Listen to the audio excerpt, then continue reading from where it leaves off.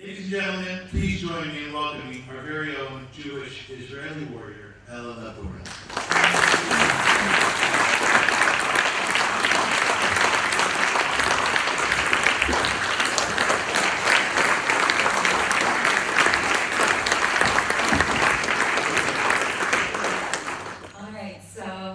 Hi everyone. My name is Ela Levgoren. I'm 25 years old, and I'm a survivor of the Nova Festival massacre, which happened on October 7th, 2023. Jumped way back. I want to thank you, first of all, for having me here today. It means a lot to me to be able to be here, for you to join me on my journey, and to be able to share my story with all of you. So thank you so much. Now, I want to start by telling you guys a little bit about myself. So, I was born in Israel, and when I was 6 years old, I moved to Canada with my family. I am the middle child, and I have 2 sisters, and these are my beautiful parents. And my dad is actually here with me today, which is amazing. And we lived in Dundas, which is a little town near Hamilton. And I absolutely loved my life in Canada. Now, I grew up and I went to the Hamilton Hebrew Academy, which is a Jewish private school. I was really connected with my roots from a young age, and so I loved every minute growing up here. And when I finished 8th grade, I transferred over to Dundas Valley Secondary School, which is a public high school. So, going from a teeny tiny little Jewish school with 8 kids in my class to this giant, messy public high school was a really big change, but I adapted very quickly because I've always loved change and I've always loved meeting new people. And I remember when I turned 18, everyone was really stressed and trying to figure out what degree they're going to study and where they're going to go to school. And I was talking to my parents and I said to them, I'm 18. I don't even know what I want to eat for breakfast tomorrow. How am I supposed to know what I'm going to do for the next 4 years of my life? And I thought about it a lot, and I realized that what I always really wanted in my heart was to return to Israel and to go and enlist in the military, in the IDF. And so when I turned 18, I made the brave decision of leaving my family and my home behind, and I flew to Israel and moved there by myself as a lone soldier. And when I arrived in Israel, I arrived through Garin Zagar, which is a program for lone soldiers who come from all over the world. And I lived in a kibbutz called Ulim, a beautiful kibbutz near the Gaza border in the south of Israel. And I drafted into the military, and I served for 2 years as an instructor in a combat engineering unit. I loved my service. I loved my time in Israel because I really felt like that's where I kind of became my own person. I kind of started building my own story, and I love the person that I became.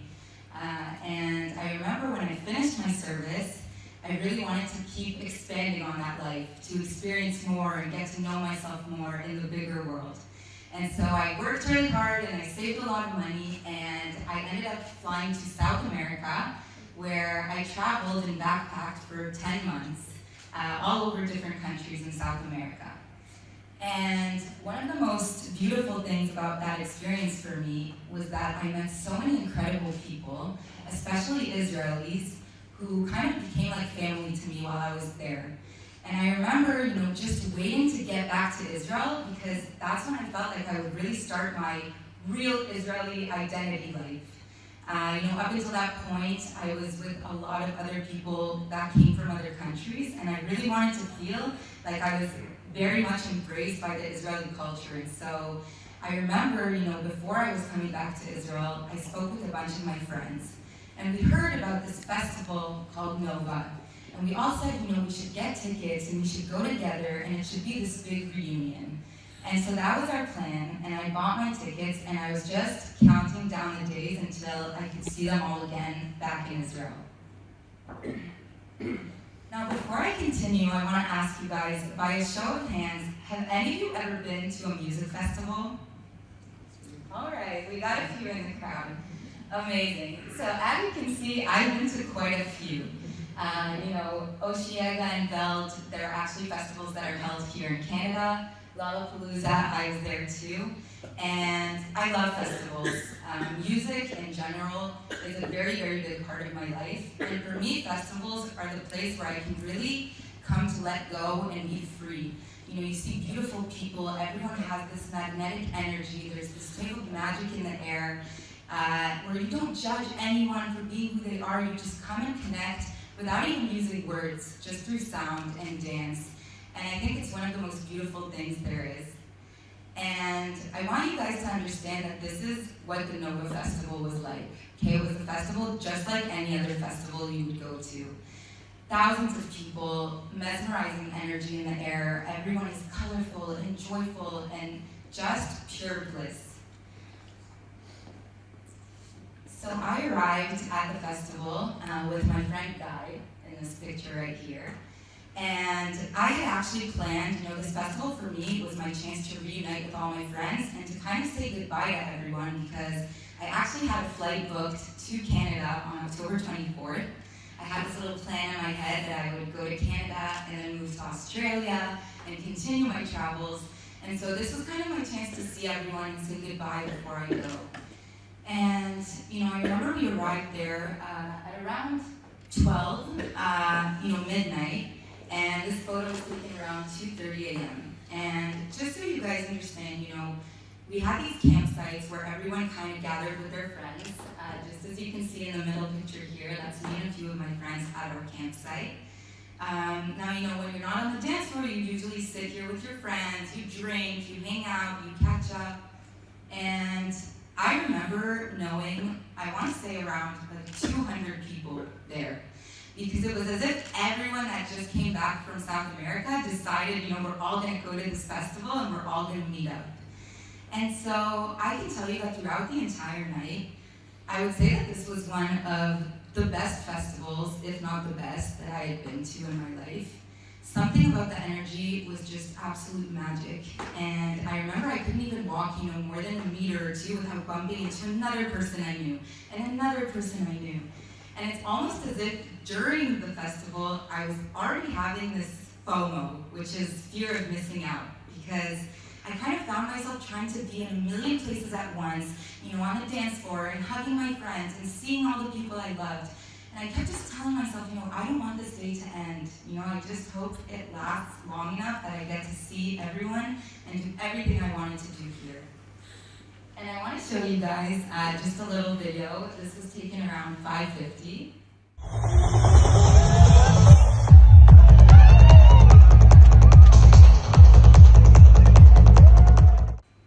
I made it shorter so you don't get jealous of my dance skills.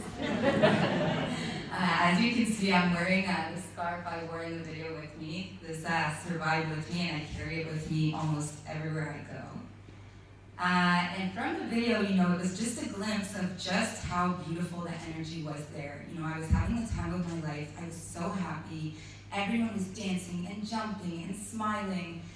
And a little bit after this video was taken, I remember I looked around on the dance floor and I suddenly lost everyone. And I was kind of nervous because, the sun was rising, and for us, my friends and I, the sunrise is the peak. It's that moment where everyone kind of gets together, you're surrounded by the friends you love most, and you watch the sun go up together, and you dance the rest of the day away. And I remember being really frustrated that I was alone in that moment. But then suddenly this voice, came over me, and I kind of told myself, you know what, Ella, maybe this is a sign. Maybe you need to stop constantly thinking about your FOMO and looking for everyone, and you just need to take this second and give it to yourself. And so that's exactly what I did. I remember I stood on the dance floor by myself, and I closed my eyes, and I danced, and I danced, and I felt like I was having this glorious moment between God and I, where he was like, Ella, this is right. Like, I created this moment just for you. And, as soon as I opened my eyes, the sun was rising, and suddenly I see fireworks in the sky. And I'm just like, whoa, everything is aligning. Everything is happening right now in this moment for me. And I kept thinking, why would there be fireworks? It's already daytime. But I kind of said, it's part of the magic. Just take it in. And then the clock hit 6:29, and I remember suddenly everything just goes silent. The music stops, and the DJ comes on and says, red alert, there's an attack, there's rockets, the festival's over, everyone has to go, everyone has to find shelter, go pack your things, leave the premises, the festival is over. And they repeated that, over and over and over, and I kind of just stood frozen in place on the dance floor. I had a million thoughts going through my mind, and I remember the thing that kept repeating was, how is this happening, and how am I alone? And Ella, those were not fireworks. These are rockets going over your head, and you need to get out of here. And suddenly, as I'm frozen in my thoughts in place, I bump into a friend.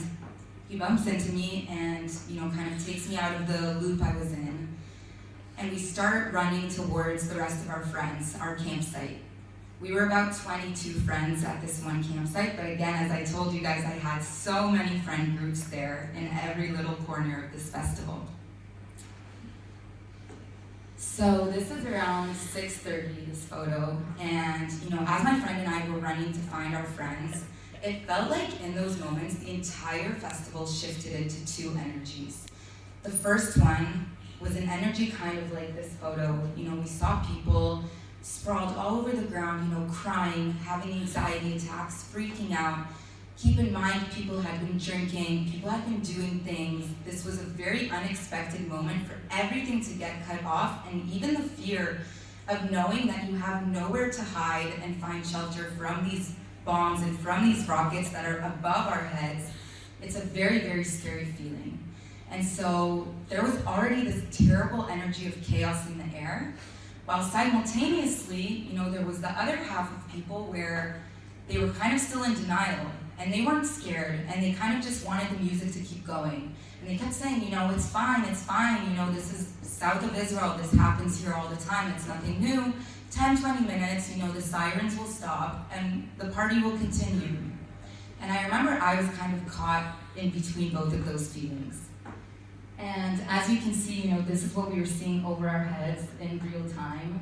All of these little black spots in the sky, these are not clouds, these are the rockets.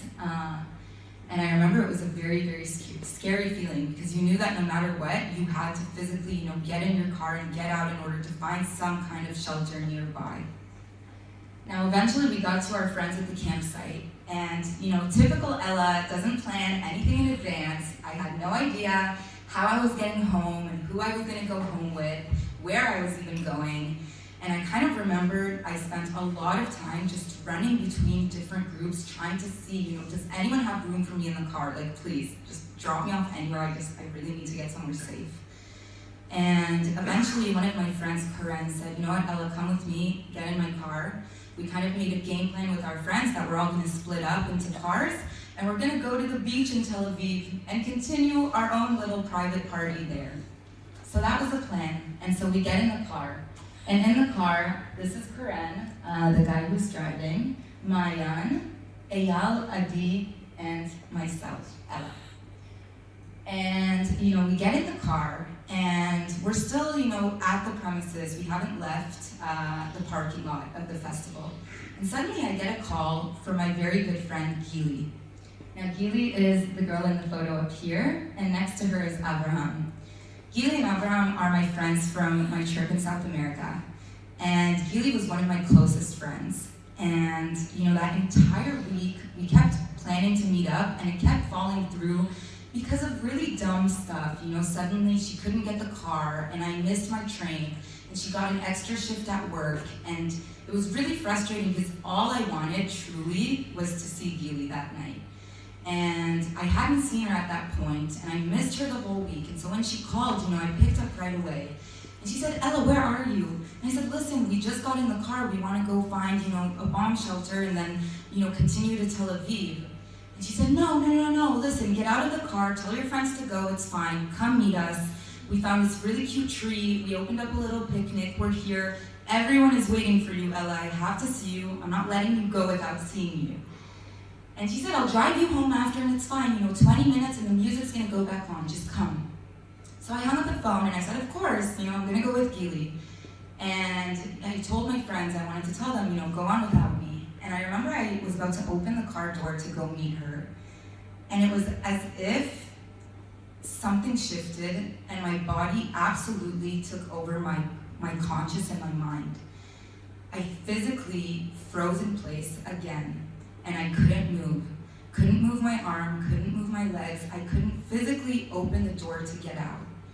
And I was freaking out inside, and I said, Ella, why is your body giving up on you? This is not the time. I need to get out. And I couldn't. And I just called her back and I said, listen, I can't really explain it, but I can't get out of the car. So just, you know what? We're just gonna go. I don't wanna hold anyone up. Let's talk in about 20 minutes. If things calm down, we'll come back to you. If not, make your way towards us and we'll continue to Tel Aviv. She said, okay, sounds good. And off we went. So this was at 7:10. We're in the car, the five of us, and I remember as we're getting out, there's this really, really, really big traffic jam that's forming because you have around 4,000 people trying to get out at once and find shelter. Now at this point, none of us had known that there was already a terrorist invasion happening. We thought that our biggest threat was the sirens, was the rockets and the bombs above our heads. And I remember as we're sitting in this traffic jam, Karen says, we can't be sitting ducks here. Something feels icky, doesn't feel right. I think we have to get out of here. And he made a really smart decision to kind of cut through and, drive so fast and kind of cut through the traffic and be the first ones in line. We did it through a side road, and then we were able to get on the road very quickly.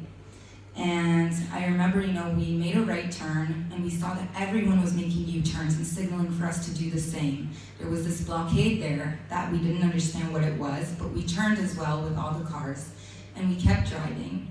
Now, our Google Maps showed us that the closest way, to get to Tel Aviv was going through a place called Sderot.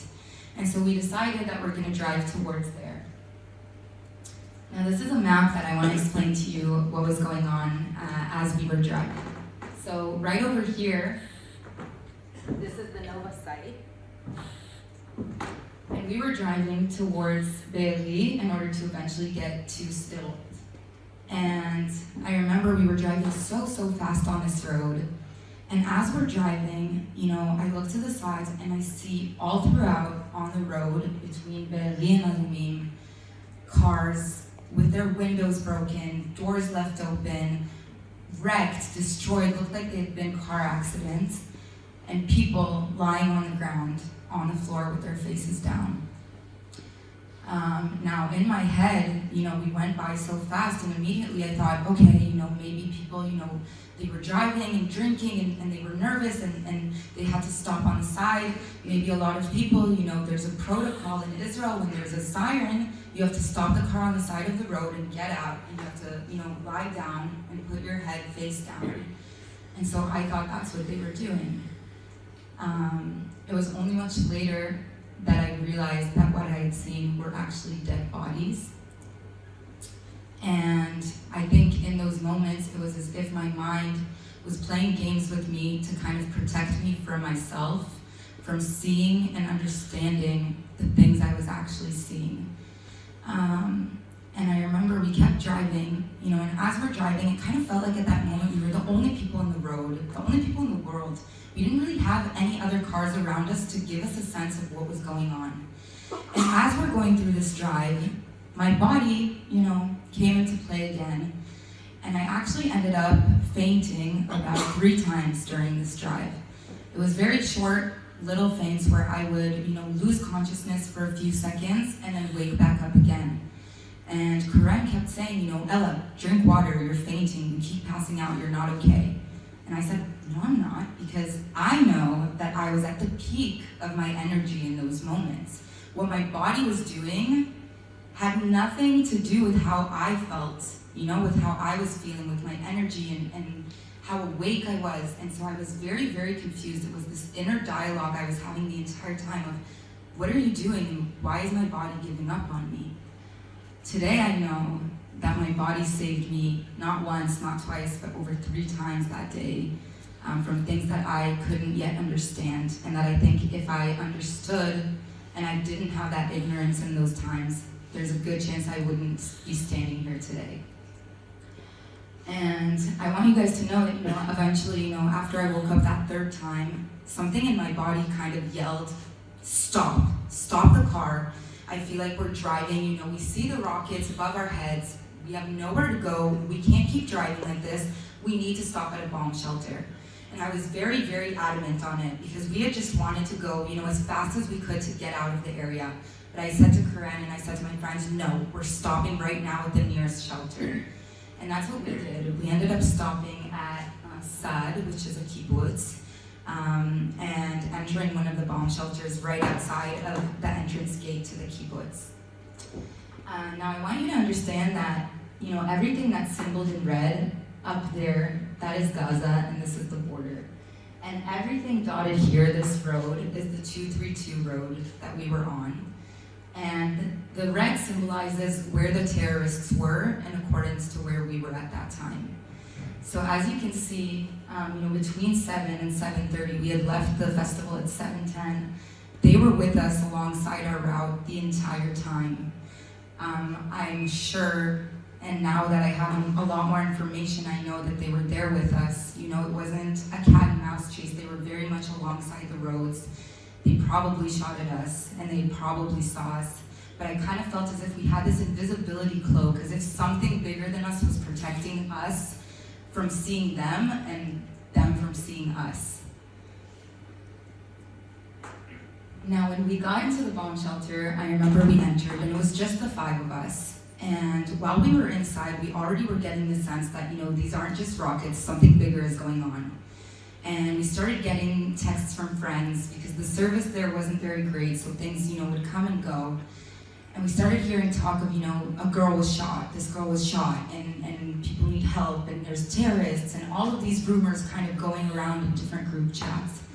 And I remember as we're standing in this bomb shelter, we hear outside nonstop. It kind of became background music at this point because there were the sounds of bombs and gunfire all throughout our entire escape. And I remember suddenly we kept hearing, shots that sounded different. It was very much like, like automatic rifle shooting. And we had no idea what was going on. But we realized at this point, this isn't the Israeli military doing this.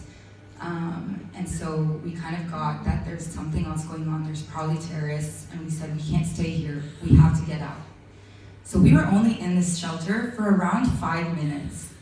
And when we got out, we got back in the car and we had to, continue to still out. That was the plan. And as we start driving, I remember suddenly this car flies past us and he rolls his window down and he looks at us and he just says, do not go to Sderot, do not go to Sderot, whatever you do, turn around right now, do not continue down this road. He said, go back to the party, go make a U-turn, just do not continue down this road, and he drove away. Now we were very confused, I don't know what this man had seen, and we had no idea what was awaiting us, but we didn't know why he said what he did, and then he just left. And this was kind of the deciding fate for us. This was the deciding moment that changed everything, because we were quite literally at a roundabout, at a crossroads where we had to decide which way are we turning and which exit are we taking. If we had ignored this man and continued to go to Sderot the way we thought to do, we would have been dead in minutes. At this point, the terrorists had already taken over Sderot and were making their way up that road towards us. If we had listened to him and went back towards the festival, we also would have been dead in minutes, because at this point, the terrorists from the other end had already taken over and discovered this Nova festival. And so at this point, everyone that was caught, in the big traffic jam had to physically get out of the cars and run for their lives. And so you have a situation where you have terrorists coming from this direction, and from all the kibbutzim they had just been at.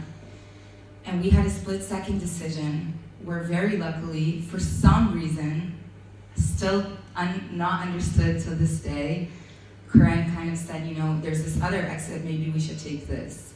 And we ended up taking the third option, which was this little road that led us out to a different area and eventually into safety. Now, as we're driving, nothing was over because we didn't know if we were in a safe zone, if we weren't. And as we're driving, we keep getting more and more information about what's going on. We start connecting to our phones and we start talking to our friends, and everyone is filling us in. There's terrorists here, and I'm hiding here, and I'm hiding in this bomb shelter, and I'm hiding in the woods, and everyone's a mess. And we're trying to do damage control, as we're escaping ourselves. And so, I start calling the police. I said, we have to call the police. We have to let them know, that there's this thing going on, because I'm sure we're the only ones who know about this. And I remember I call, and no one's picking up, and the line is busy, and the line is busy again and again. Eventually this woman picks up, and I say to her, listen, we're at this festival, and there's a terrorist attack, and we need help. And she cuts me off, and she says, everyone knows. We know. And I said, what do you mean? She said, everyone knows. There is no way to get to you physically. You need to pray. You need to hide. You need to tell your friends to stay safe. And do not send locations, because there's also a cyber attack happening. Everyone knows you're here. We're doing the best we can, but no one can physically come and save you right now. And I can't really explain to you guys, in those moments, how that feels to hear that. You kind of realize that everyone knows more about your situation than you actually do in real time. And as we kept driving, we're each trying to kind of do what we can to help our friends. And I suddenly thought about Gili. And I said, oh wow, I have to update her because she's probably already gone home. She understood the situation. I'm gonna give her a call. And I call her, and this is around 8:50. And she picks up the phone, and these were probably the 20 worst seconds of my life. I hear her on the phone, and she just goes, Ella, I can't talk, I'm running, they're behind me, they're coming after me, I have to hide, they're here, I can't talk, I have to hide. And she hangs up the phone. And in these 20 seconds, I heard the fear in her voice. I hear the shots around. I hear screams. I hear everything. My friends aren't hearing what I'm hearing because this was to my ear. And I think that was the moment where everything actually hit me for the first time. Gili is the most courageous, fun-loving, happy, energetic person I've ever met. I have never heard fear in her voice. I have never heard her be upset or scared. And to hear her in that moment, and to have her hang up without me being able to return a word, was something that stays with me forever. And right after that call, I sent her a bunch of texts where I just messaged her, and I was basically telling her, I'm here for you, and I love you, and everything is going to be okay. They know you're here, and there's forces coming to get you, and I believe in you enough, and just stay strong. This is all going to be over soon, and you're going to be home, and I'm not giving up on you. And as I'm sending the texts, over time, some of my texts didn't deliver anymore, and I was just hoping and telling myself, her phone died. She's a smart girl. I believe in her. Everything's gonna be fine. So I'm just waiting to hear back. Now, eventually, we get to Karen's house. Karen lives very far up north in comparison to where we were. And, once we get to his house, I remember his parents kind of took us in, and the first thing I see when we enter his house is this giant TV they had. And I see on the news, the Nova Festival massacre, thousands of terrorists invaded Israel, people are running for their lives, this amount murdered, and this amount murdered, and the number just keeps going up. And I'm looking at this screen and I'm saying, how am I standing here? I was just there an hour ago, and what am I doing here watching this through a screen? And why have none of my friends messaged me back that they're safe? We kind of went into this loop from that moment of, putting out fires, kind of like the hero complex survival mode. I was very, very much in a flight or fight mode. And I remembered I was just trying to do everything in my power to bring my friends back.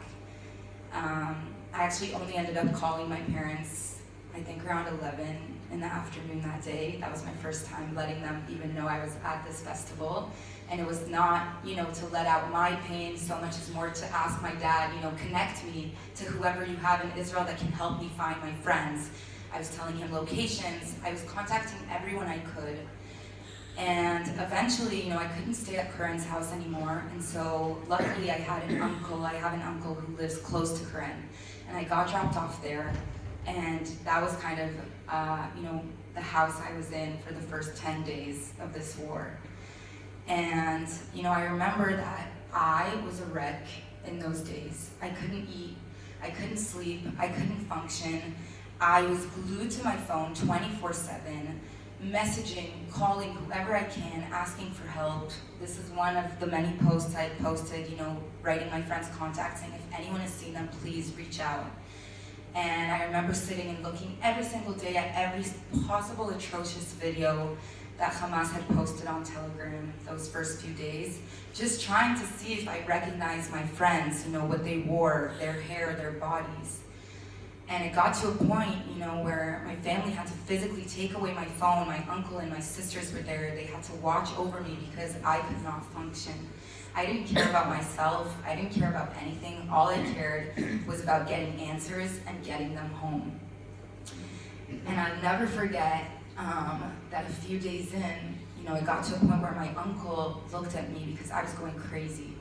And he just grabbed me and he looked me in the eyes and he said, Ella, I need you to listen to me.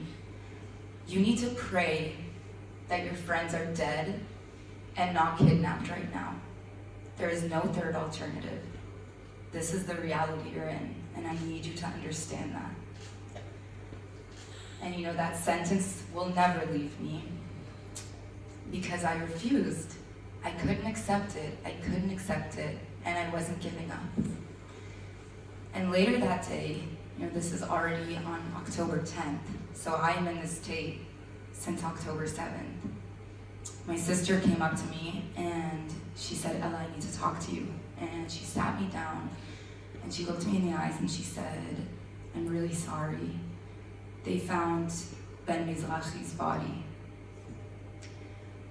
Now, Ben Mizrahi is also a really good friend of mine from my trip, and he is also a Canadian. He grew up in Vancouver, and he also made Aliyah to Israel to serve in the IDF.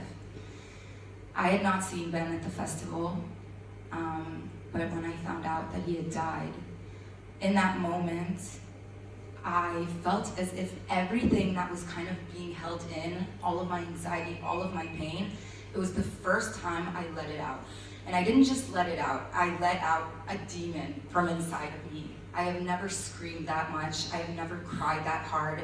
I genuinely felt like every single ounce of my being was falling apart in that moment. And I remember I can't breathe and I can't speak. And as I'm processing this and my sister is holding me, suddenly I get a phone call. And I just throw my sister my phone because I can't even breathe to let out a sentence.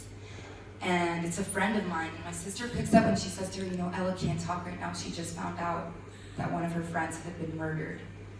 And my friend starts crying on the phone. And she just says, Gili, they found her body too. I found out about Ben and Gili 5 minutes apart. And I actually had to choose between their funerals because they were on the same day and at the same time. I lost 6 friends overall that day. And choosing between your friends' funerals is not something that anyone should have to do, let alone a 23-year-old. And that next week, since I got all the news, it was just a week of, funeral after funeral, shiva after shiva. It really felt like we were in an alternate universe where I couldn't even process what was happening in real time. And I kind of call this the morning after because it literally felt like the longest, never-ending day of my life, these next couple of weeks and months.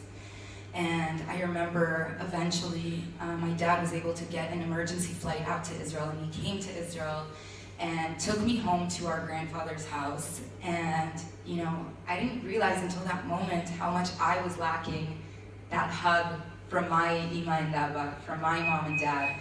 I didn't have my home to go back to. I didn't have the comfort of their arms, to hold me after I escaped. And so I held these feelings for so long, and I remember when I finally saw him, I let everything out. And, those next few periods were absolute terror for me. I couldn't leave the house. I couldn't look at blood. I couldn't eat. I couldn't sleep. I was having awful nightmares, triggers from any tiny sound I heard around me. I couldn't even go outside at night, even to my front porch. My dad would have to walk down with me and sit with me the moment things got dark outside. And I would just keep reliving the same images of the dead bodies I saw in my head, of my friends, of the videos, of everything, over and over again. And I felt as if someone was saying to me, every night when I would try to go to sleep, "Oh, Ella, by the way, you have 50 terrorists surrounding you over your head right now while you're sleeping." And so I couldn't catch a break. And I remember that, the only thing that helped me in those moments were the amazing safe houses that a bunch of people and communities created for us Nova survivors at those times. And it were these amazing retreats and communities that took us in and created safe places for us where we could come and be together and feel. They would have therapists and psychiatrists and psychologists to speak with us. They would have music and art and activities and food. All these moms would cook us food because we weren't even feeding ourselves or drinking water. And it was just the smallest things that made such a difference for us. And I would go there every single day.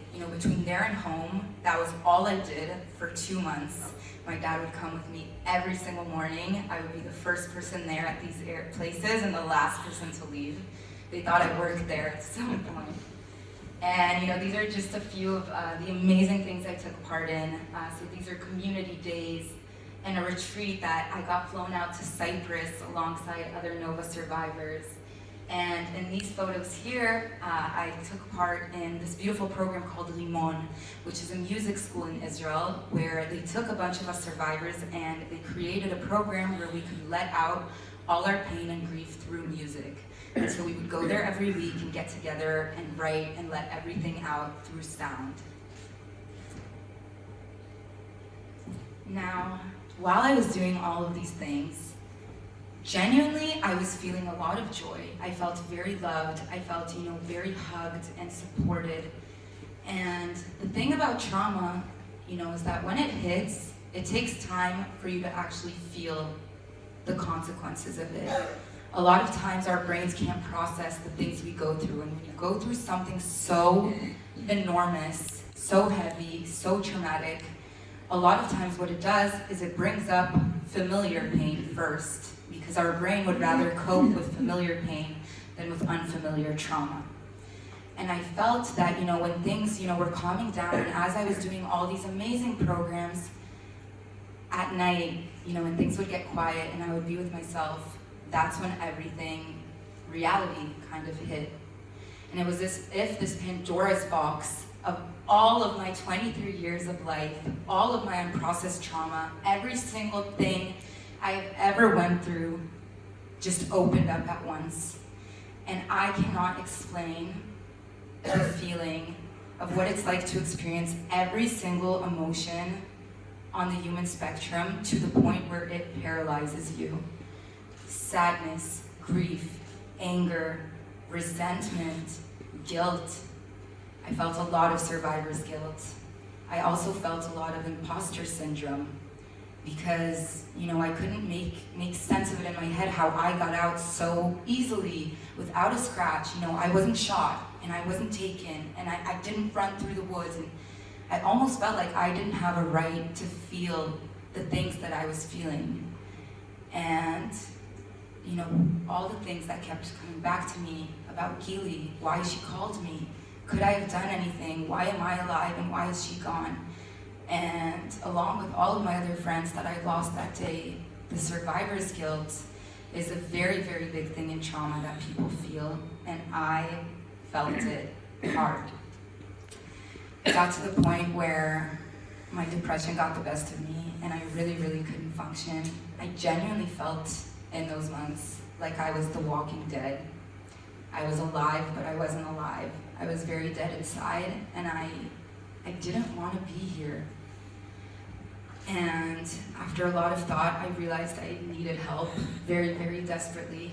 And I made the brave decision to enroll myself in an outpatient therapy program in Ela Levgoren Hospital in Tel Aviv. It was a 3-month program in a psychiatry ward where you would come every single day and go through very intensive hospitalization there. It was outpatient therapy. And I was there every single day for 3 months. And when I arrived there, I thought everyone else would be like me, other survivors. And I come to find out that I'm the only survivor, and everyone else that is there, it's just random people from all spectrums of, Israel and life and ages. And I kind of felt different. I felt even a little humiliated and ashamed. And, Ella, are we really here? Like, is this what your life has come to? Is this who you are right now? What are you doing here? No one's gonna understand your pain. How am I supposed to listen to 30 people every day, pouring out their own traumas? And this ended up being, the biggest milestone for me, I think, in these 2 years, and the best thing I'd ever done for myself in my life. Because through spending every day with these people, I realized how it is insane the amount of things that we each go through as humans, and how even though each physical experience can be different, maybe they can never relate to the things I went through on October 7th, but the pure emotion and the way we as humans cope with trauma, the way it impacts the trajectory of the rest of our lives, it's something we all shared in common. And from there, I learned so many things about what it is to heal, what PTSD really means. And I remember, who popped in my head the most in those days was this little girl up here. That's me. I was so cute. Little Ella. She made an appearance in my life earlier on in South America, but I think this time she came around at a time where I really needed her. I had been a person who was always very aggressive with myself, a lot of self-loathing. I would always minimize and illegitimize my pains. And I realized in that place that, I'm not doing that to her anymore. I kind of felt like since the 7th, I see her everywhere I go. I see her right now with me, no matter where I am and who I'm with. And every time I want to be hard on myself, I look at her and I kind of say, I'm so sorry. I'm sorry, and I love you, and I'm here for you, and I'm always going to be here for you, and I'm never leaving you again. I learned to love myself and to become my own best friend. I learned to listen, and I learned to feel. If at this point I had been putting Band-Aids on every single thing I went through in my life, this was the time I ripped them all off. And, I took a scalpel and I dug deep in and I opened every single wound from those 23 years of existence. And only once I let myself feel everything, that was when I actually started the steps towards healing. I learned that healing isn't linear, okay? It's messy, it's not pretty, there's good days and there's bad. But I also learned that life isn't black and white, and that two things can coexist at once. It's not either or, it's both. I can be happy and smile and dance and feel joy, but at the same time feel immense amounts of grief and pain and sadness. And once you learn that you can hold space for all these things in your life, and that it's not about, just time heals all wounds, but it's about the timing you choose in your own personal journey that makes the difference, that's when you can really start the steps towards healing. And that's what I've been doing ever since. And so, where I am today, in my life, as I said, healing isn't linear. And so, I'll be real with you guys. My day-to-day kind of looks like this graph up here. It's a lot of ups and downs. Sometimes you fall, sometimes you get back up. You always get back up, but sometimes it's harder to get up, while other times I feel that my growth comes more easily to me. And I think that balance is kind of the recipe I've been creating for myself in this life. I started doing a lot of art. I find a lot of forms of expression for me have always come out through music and art. And so I've been creating a lot of art, and I actually started teaching workshops in Tel Aviv on the beach. So I teach people how to paint. I also started going back to parties and festivals again. And this is actually a photo of me with a bunch of my friends who were with me at the Nova Festival at another party. Because you know, as people say, when you get into a car accident, you know, the first thing they say to you, you have to get back on the wheel. And we kind of felt like we had to do the same. I said, no matter how hard this journey is going to be for me and how many years it takes, they are not going to take away my happiness and my smile and my joy for life and for dance and for music.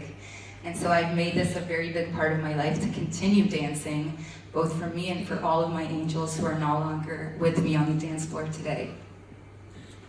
I've also started speaking, just like I am here today, sharing my story around the world with others. And I was actually here in last May at the Nova exhibition, if anyone had a chance to go.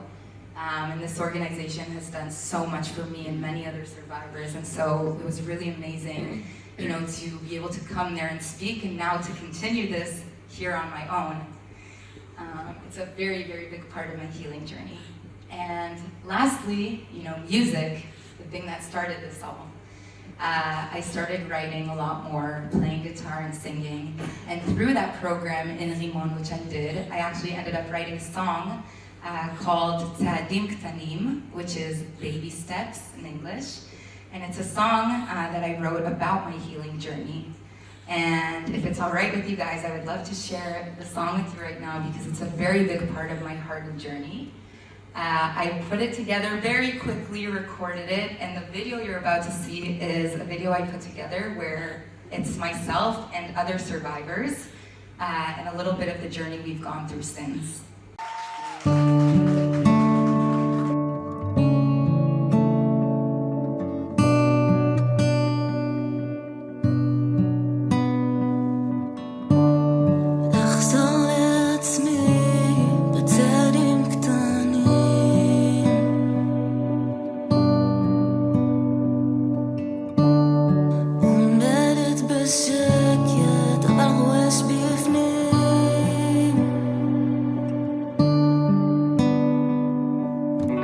מאז אותו היום אני זוחלת, כבר לא ילדה קטנה, צריכה ללמוד ללכת, עולה עוד מדרגה ושוב אני נופלת, רואה שחור סביבי ואז אני נזכרת שכל פסגה היא ירידה אבל גם עלייה, ויש מקום לגם וגם, זה לא שחור לבן, עושה הכל לאט לאט ובקטן קטן, כשאוכל כבר להרגיש טיפה כמו בת אדם, לחזור לעצמי בצעדים קטנים, עומדת בשקט אבל רועש בפנים, כבר תקופה שאני מתקשה לנשום, בוחרת בעצמי היום, וכולם מדברים על החלמה לפי שלבים, לא מרגישה בשלב יותר כמו לופ של סיבובים, יום הכחשה, יום חרדה, בלילה סיוטים, הכל אפור, ואז פתאום צצים לי שוב צבעים, לכן לא סתם אומרים שהחיים הם מורכבים, מאלף חלקים זה פאזל של חיים שלמים, כמה הוכחות שמלאכים גם מהלכים פה מסביבי, עוזרים לי לאחד את השברים, לחזור לעצמי בצעדים קטנים, עומדת בשקט אבל רועש בפנים, כבר תקופה שאני מתקשה לנשום, בוחרת בעצמי היום, לחזור לעצמי, לחזור לעצמי, לחזור לעצמי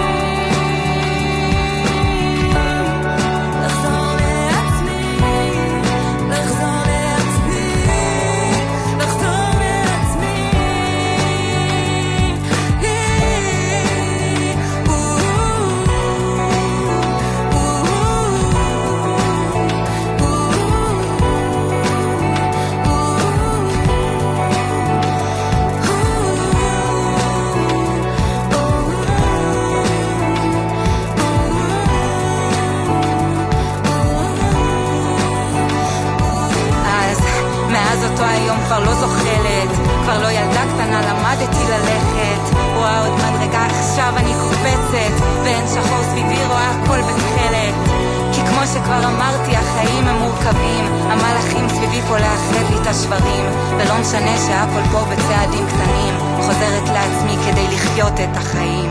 לחזור לעצמי, לחזור לעצמי.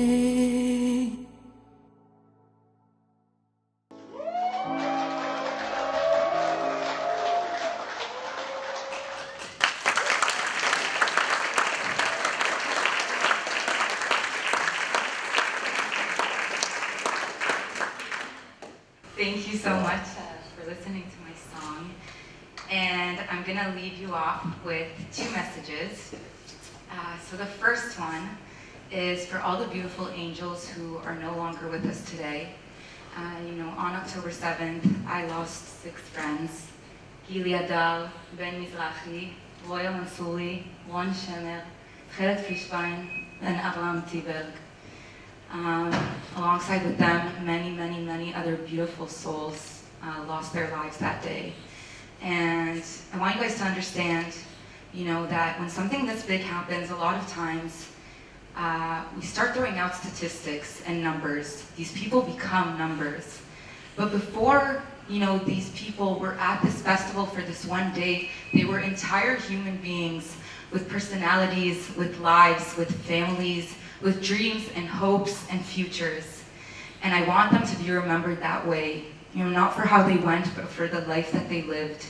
And so I'm also going to leave this on after if anyone wants to take a picture of these barcodes, be able to, QR codes, and be able to learn a little bit about my friends, see the life that they lived through their eyes, because I'm sure that you would love them.